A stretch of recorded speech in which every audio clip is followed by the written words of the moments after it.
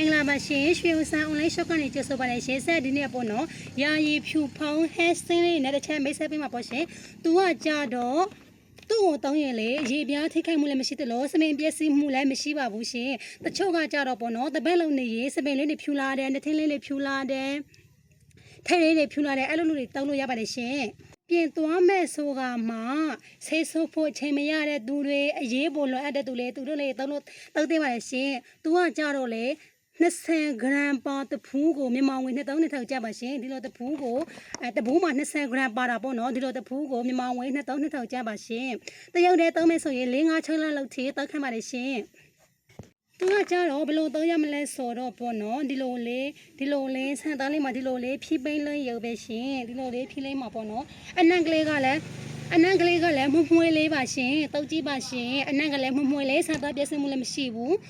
စပင်ပြည့်စုံမှုလည်းမရှိပါဘူးရှင်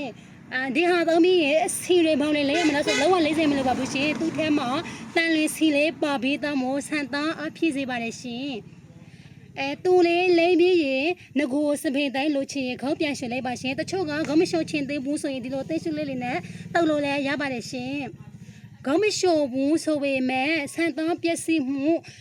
ဥယျာဉ်ပြပြည့်စုံမှုတွေလုံးဝမရှိပါဘူးရှင်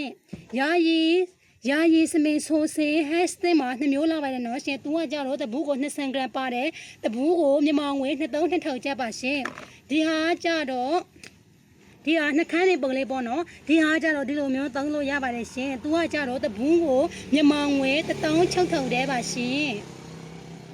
ဒီဟာလေးတွေတောင်းမယ်ဆိုရင်စပင်ပြည့်စုံမှုမရှိသလိုဥယျာဉ်ပြားပြည့်စုံမှုလည်းမရှိပါဘူးရှင်အဲ့ကအမေလည်းသုံးနေတာမို့စိတ်ချလက်ချသုံးလို့ရပါတယ်ရှင်အရန်ကောင်းတော့ပါရှင်